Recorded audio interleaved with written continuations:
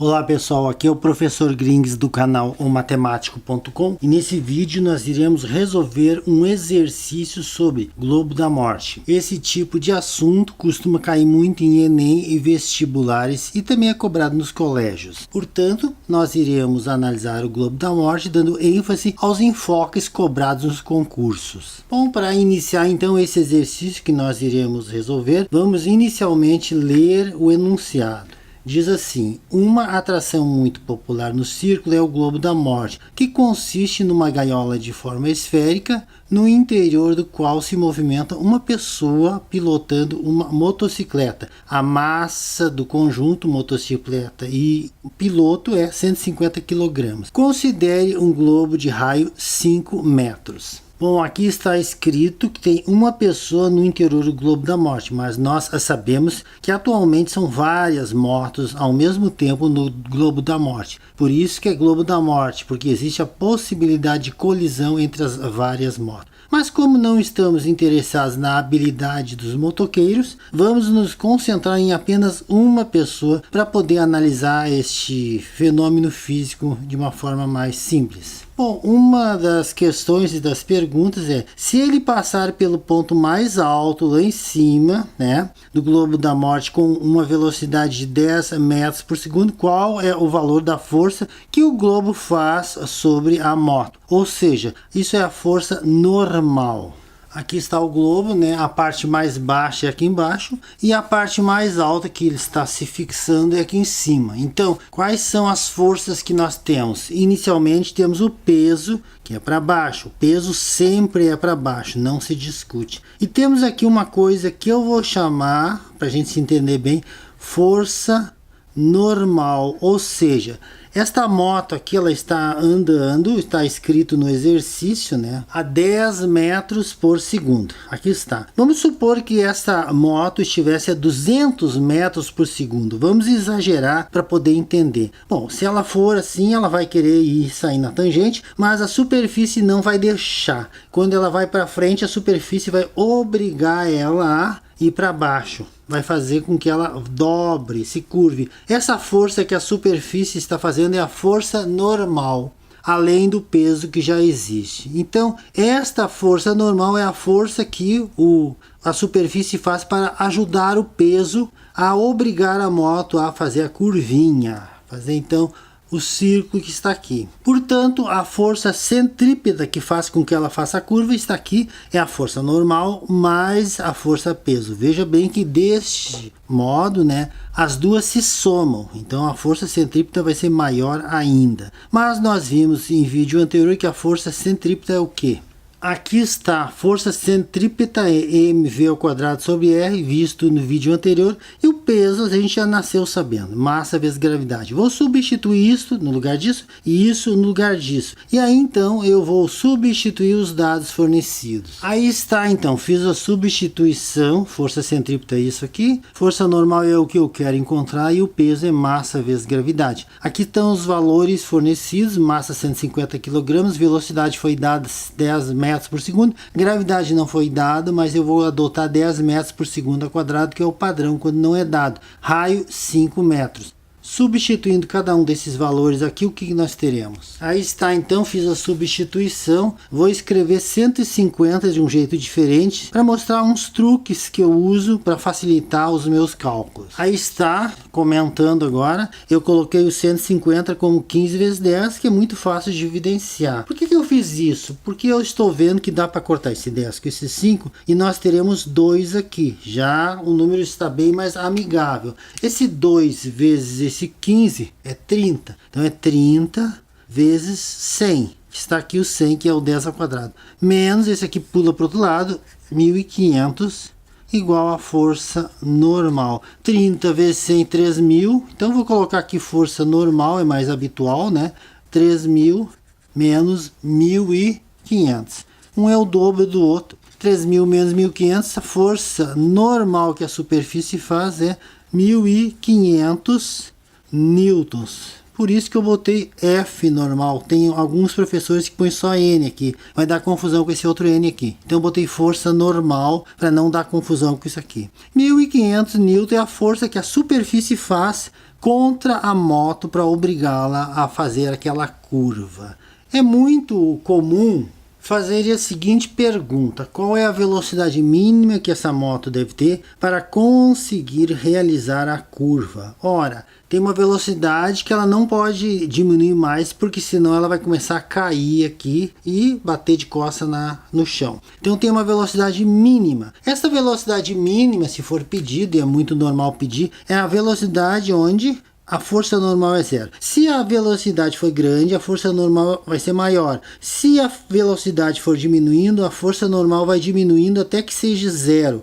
Daí então não dá mais para diminuir, senão ela cai de costa. Então a velocidade mínima que ela tem que ter para que faça-se a curva, a força centrípeta é igual a força normal é zero, daí não precisa colocar, eu vou colocar só para ser didático, mais o peso. Então é como se a força centrípeta fosse, né, apenas o peso, constituído só pelo peso. E essa aqui ficou tão pequena a velocidade que ela ficou zero. Não há necessidade da normal ajudar a fazer a curva. Só o peso vai ser suficiente.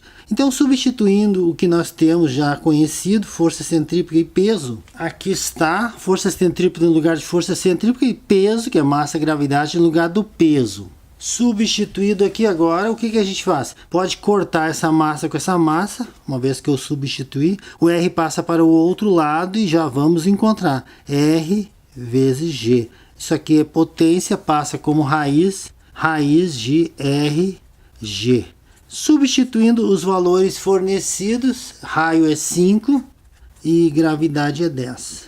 Então temos 50, velocidade igual a raiz de 50 metros por segundo. Eu não resisto à tentação de melhorar essa resposta. Raiz de 2 com 25. Por que eu fiz isso? Metros por segundo. Porque aí eu posso separar a raiz de 2 e raiz de 25. Raiz de 25 é 5, vai ficar 5 raiz de 2 metros por segundo. Então essa é a velocidade. Sabemos que raiz de 2 é aproximadamente 1,4. Bote na calculadora, é um número já conhecido. Então 5 vezes 1,4 metros por segundo. Ao fazer essa multiplicação, nós obteremos aproximadamente 7 metros por segundo. Aproximadamente isso aí. Vejam bem que antes era 10 e agora são 7. Se nós reduzirmos abaixo de 7, a moto não consegue fazer a curva. O motociclista vai cair de cabeça lá embaixo, tá? Bom, vamos para a questão B então. Devido ao ganho de velocidade na descida, ele passa pelo ponto mais baixo, agora é mais baixo, com velocidade de 20 metros por segundo. Calcule para esse ponto o valor da força que o globo faz sobre a moto. Então agora o que nós temos? Que a moto está passando pelo ponto mais baixo. O peso é uma força que é sempre para baixo, então peso. Já a força normal, neste caso, é para cima. Porque agora, né, quando a moto avança para frente, a superfície empurra para cima. Então a força normal, neste caso, é contra o peso. Então andando para frente, a velocidade é 20 metros por segundo. Aí está então o que nós temos que levar em consideração. Temos essa velocidade, temos a massa, a gravidade, né? E queremos saber a força normal. Qual vai ser a equação desta vez? Ora, a força centrípeta dessa vez, centrípeta quer dizer, dessa vez é a diferença. Por quê? Porque ela puxa para o centro, só que essa puxa para fora do centro. Então, força centrípeta desta, quem é a maior aqui? A maior é a força normal. Por quê? Porque a moto vai subir na direção da força normal. Então dá para concluir que ela supera o peso. Então o peso atrapalha. Força normal menos o peso. Aí está então a nossa equação. Substituindo a força centrípeta e o peso novamente, e encontraremos a força normal, que é o que está sendo solicitado.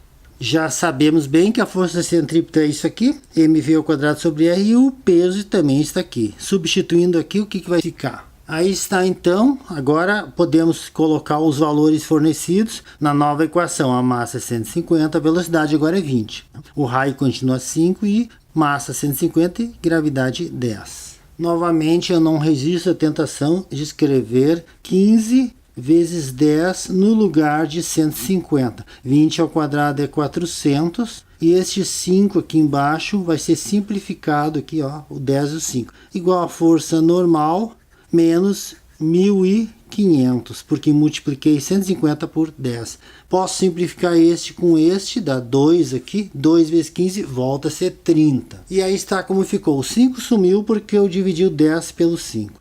E aqui novamente, ao invés de multiplicar, eu faço 3 vezes 4, dá 12. E aí eu verifico 1, 2, 3, 0, 1, 2, 3, 0, mais os 1.500 que eu já passei para o lado de cá, igual a força normal. Tem que somar esses dois agora e aí eu vou obter o resultado da força normal, que é a força de reação da superfície. Após realizar a soma aqui ao lado desses dois, 13.500 N. Vejam que a força normal de reação é muito grande. Isso acontece porque a velocidade é grande e a força normal tem que ser suficientemente grande para derrotar, além de tudo, o peso. No exercício anterior, na situação anterior, o peso estava junto com a força normal, então os dois estavam apontando para o mesmo lado. Mas aqui não, a normal tem que ser grande o suficiente para ainda engolir o peso, derrotar ele. Então é por isso que neste caso ela ficou muito maior. Esse exercício então eu fico por aqui, lembrando que toda semana novas videoaulas estão sendo postadas, portanto inscreva-se no canal para ficar bem informado, não se esqueça de acionar o sininho. Se gostou do vídeo, clique no positivo, divulgue nas redes sociais, comunique seu professor. A gente se encontra no próximo vídeo.